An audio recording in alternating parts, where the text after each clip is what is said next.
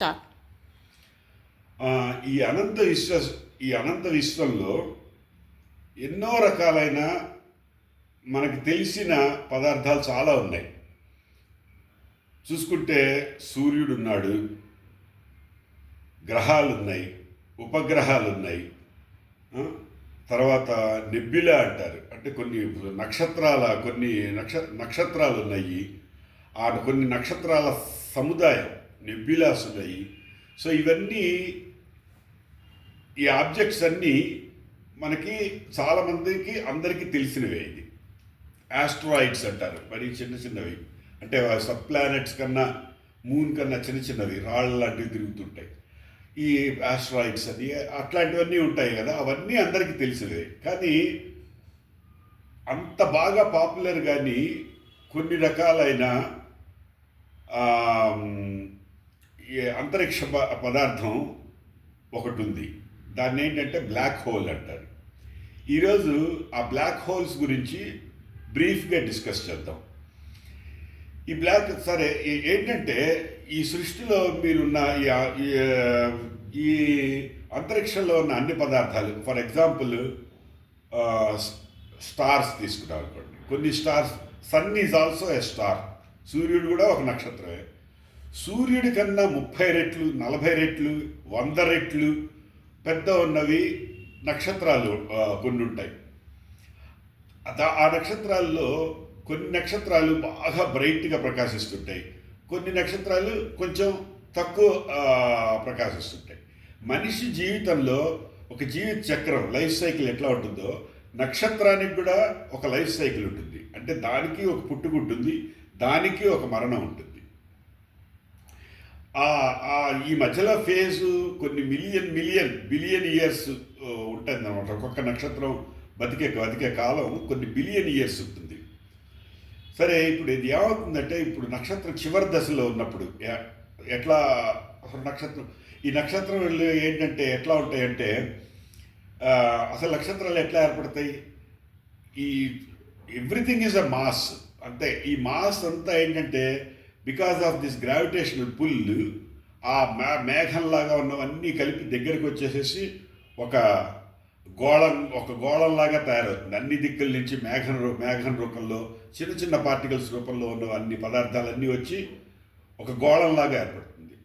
ఆ గోళంలాగా ఏర్పడి దాంట్లోనే న్యూటన్స్ లా ఒకటి ఉంటుంది. ఆ న్యూటన్స్ లా ప్రకారం ఏంటంటే, ప్రతి మాస్ ఇంకొక మాస్ని ఆకర్షిస్తూనే ఉంటుంది అనమాట. ఇది ఏంటంటే గ్రావిటేషనల్ పుల్ అనుకోవచ్చు. ఈ గ్రావిటేషనల్ పుల్ వలన ఏమవుతుందంటే, అన్ని వైపుల నుంచి వచ్చిన పదార్థాలు ఇట్లా కంప్రెస్ అయ్యి దగ్గరికి రావడానికి ప్రయత్నం చేస్తుంటాయి. ఈ దగ్గరికి వచ్చే ప్రాసెస్లో ఏమవుతుందంటే, లోపల అంతర్భాగంలో ఆ గోళాకార అంతర్భాగంలో ఏమవుతుందంటే, నక్షత్రాలు ఫ్యూషన్ రియాక్షన్ జరుగుతుంది.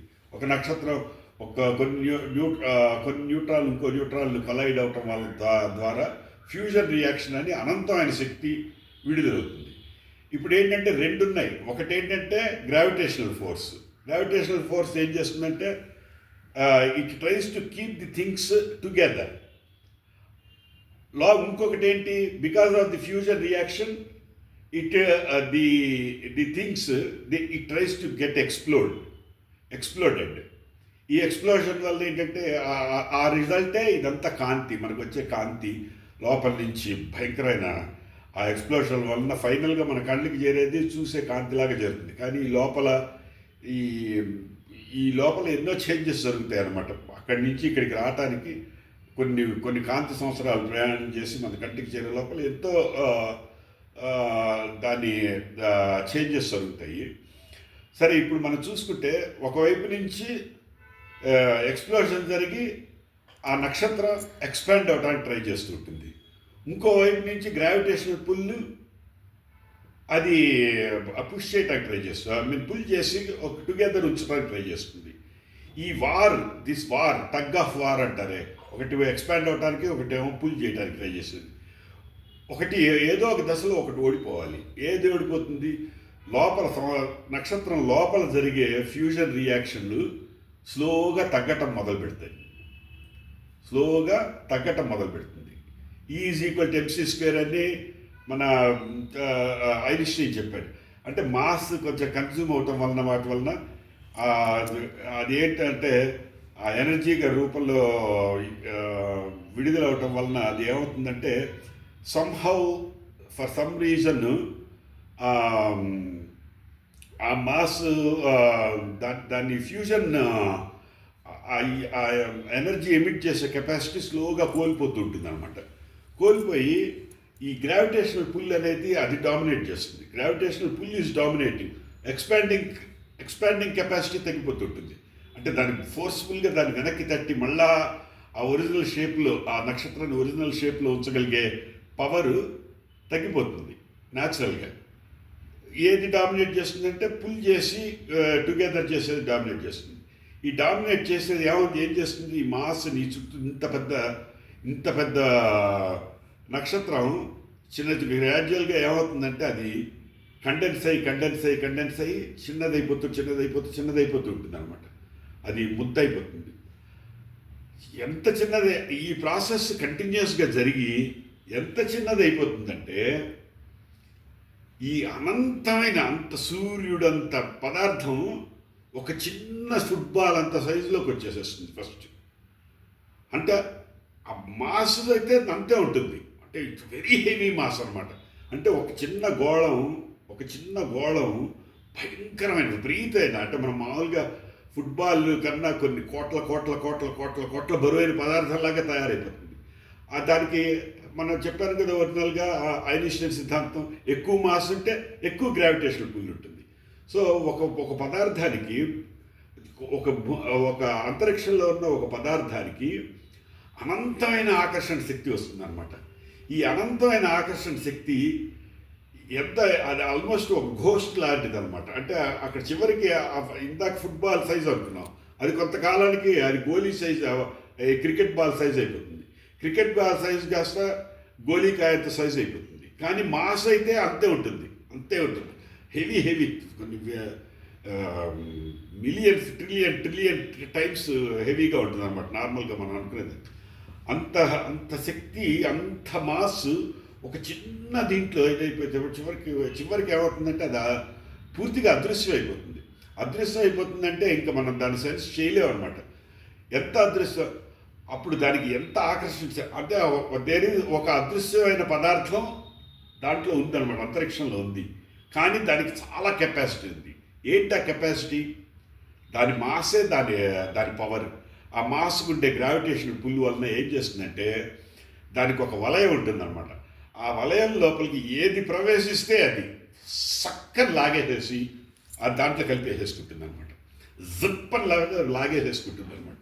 లాగేసుకుని అది మధ్యలో ఇంకొక సూర్యుడు వచ్చినా సరే, ఇంకొక చంద్రుడు వచ్చినా సరే, ఇంకొక గ్రహం వచ్చినా, ఏదన్నా సరే పదార్థం అంతరిక్షంలో ఏది గ్రహశకలం ఏది వచ్చినా సరే, లేకపోతే మనుషులు వెళ్ళినా జంతువులు వెళ్ళినా అది ఆకర్షణ శక్తి లోపలికి వెళ్ళిపోయి అది తనలో దాన్ని కలిపేసేసుకుంటుంది అనమాట. చివరికి దానికి ఎంత కెపాసిటీ ఉంటుందంటే దాంట్లోకి లైట్ రేస్ పడ్డా కానీ ఆ లైట్ రేస్ను కూడా అది ఆకర్షించే శక్తి ఉంటుంది అనమాట.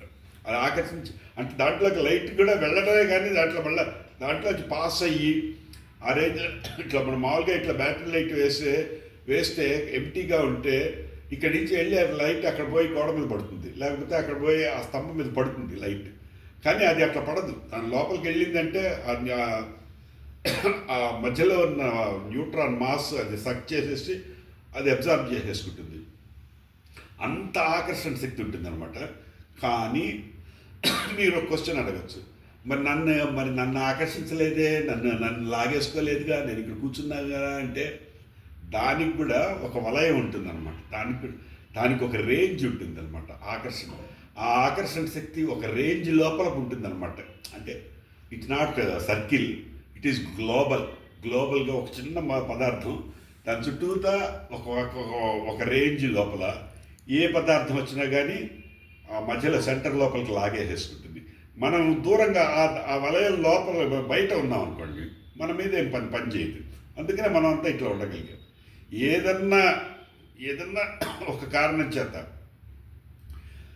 మా ఇప్పుడు ఫర్ ఎగ్జాంపుల్ మన సూర్యుడే ఉన్నాడు అనుకోండి, సూర్యుడు కూడా ఒక గ్రహమే కదా.